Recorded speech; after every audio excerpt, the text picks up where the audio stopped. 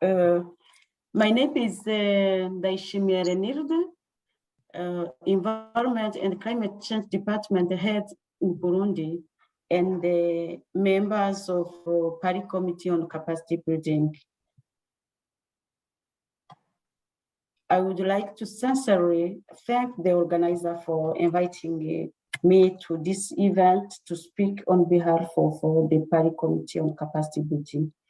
Let me start briefly introducing the Party Committee on Capacity Building, short PCCB.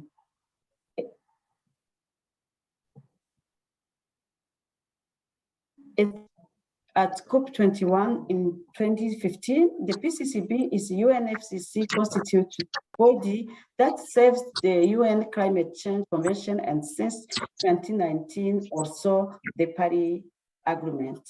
The PCCB seeks to address current and emerging gaps and need in implementing and further enhancing capacity building in developing countries. The mission of the PCCB is to identify capacity gaps and need and potential solutions, including with regard to the enhancing the coherence and coordination of capacity building efforts related to climate change.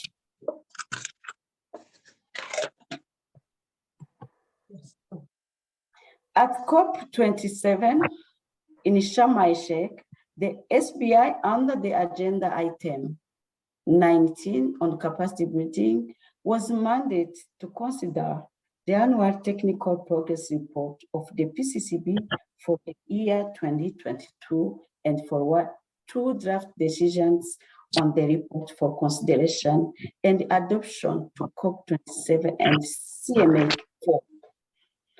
Our annual report can be accessed via the QR code on the slide, or also via our PCCB webpage, unfcc.int/PCCB.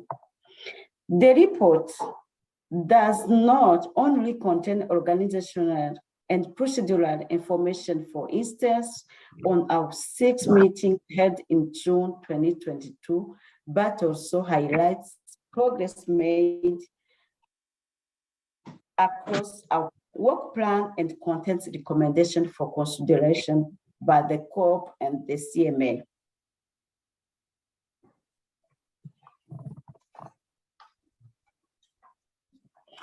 For the time, we also applied our new monitoring and evaluation framework in our reporting, which we developed to respond to a request from COP25 to not only report on progress, but also on outcomes, impact, and effectiveness.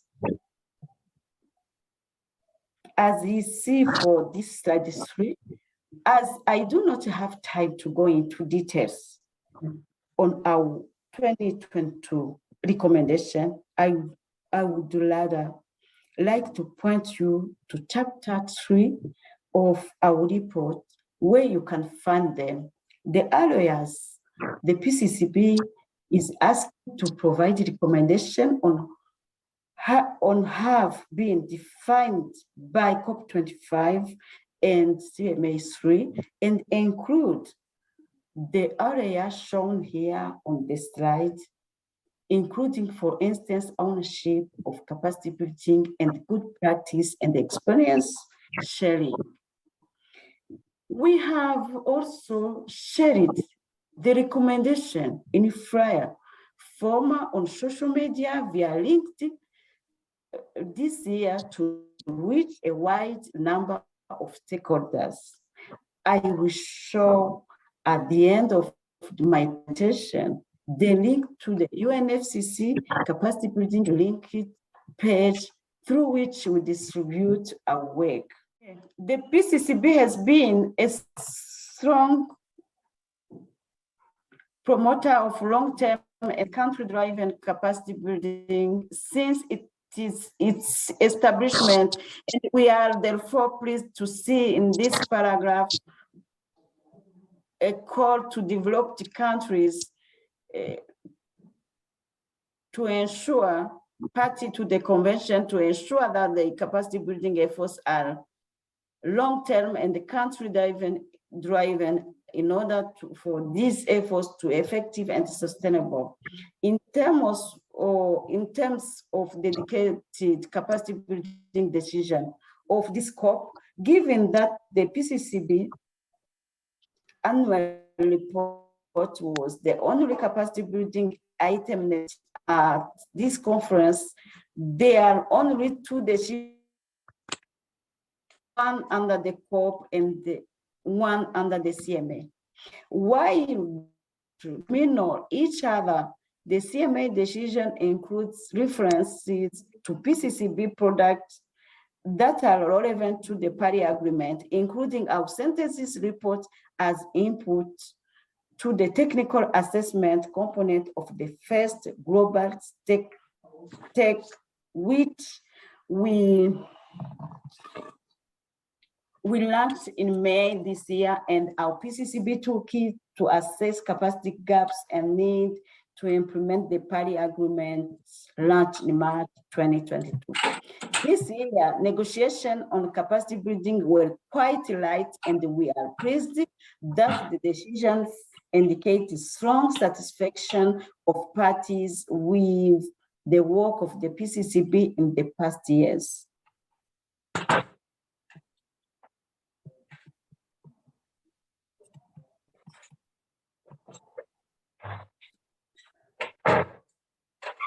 In my final slides, I will very briefly point out a number of other capacity building highlights at COP27 that happened outside the negotiations rooms. The PCCB launched at this COP our new technical paper on ownership of capacity building, which we developed to identify experience, practice, and the lesson learned with regard to enhancing developing country ownership, as well as to inform our own further work in this area, including our next round of recommendation to the COP and the CMA on this matter. The paper of ownership is based on inputs we received in response to a core submission for submissions, semi-structured interviews, and desk research. In terms of main challenges identified in the paper, let me just highlight some examples from the ones shown on this slide. For instance, many interventions are limited to short-term approaches, lacking in the required by informed participating stakeholders. Some are like workshops, some are in the project, though it's not really long term for sustainability. For instance, many interventions are limited also in terms of for capacities, ownership capacities. Also, many capacity building providers continue to have in place onerous requirements for applying for capacity building support, which many developing country stakeholders cannot meet due to lack of human, technical, and financial resources. You see, we don't have enough technologies. For example, in Africa, we don't have technologies. If I speak as Africa representative in the PCCB, monitoring and evaluation are also often limited to indicators that focus on quantitative outputs without focus on better ways of understanding positive effects of networks, relationships, and changing attitude and behavior. In terms of challenges at the domestic level, developing country stakeholders often have limited human resources and technical capacity to apply for capacity building support and comply with respective reporting requirements.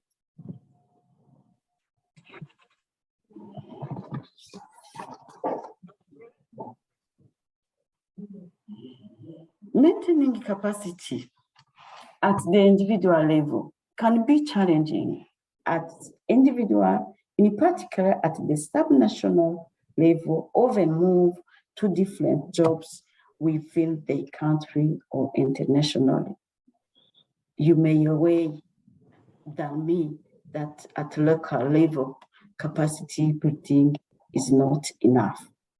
We also found that even power dynamics between capacity building providers and developing countries and between institutions with developing countries can result in goals and objectives that are not in the line with local needs. Due to the time constraint, I will not go into details on all the recommendations from the paper as shown at this slide, but warmly invite you all to read the paper, ownership paper. As you can see on the slide, the recommendation touch upon various important issues ranking from the need to support holistic capacity building assessment and applying inclusive multi-sectoral approaches to building local capacity and ensuring sufficient climate finance for standalone capacity building programs, including at local level. We also promoted our PCCB toolkits to assess capacity gaps and need to implement the Paris Agreement at COP27. The PCCB developed these toolkits to support the efforts of countries to identify and address their capacity need and gaps to meet the challenges of climate change. It was launched officially at a webinar in March this year, 2020. You can access the toolkit and accompanying resources via the QR code on this slide. The toolkit will provide an overview of capacity building assessment, as well as the complementary resources, including case studies, tools, best practice, and lessons learned. It aims to help guide assessment process that enable countries to identify appropriate steps they can take to strengthen their national capacity to address climate change and ultimately implement the NDCs under the Paris Agreement. The toolkit is meant to serve as a resource for developing countries officially and the implementing partners in the assessment of relevant capacity needs and in the determination of gaps to implement the Paris Agreement. The toolkit is currently being translated into French, Spanish, and Arabic, and we will post the translated version on our website and social media once they are ready.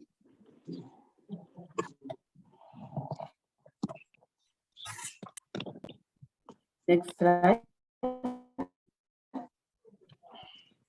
Last but not least, I just wish to mention the 4 capacity building hub that PCCB hosted at COP27. It is our annual flagship capacity building event series at the COPs. And this year we had 7 very rich and interesting thematic at the hub.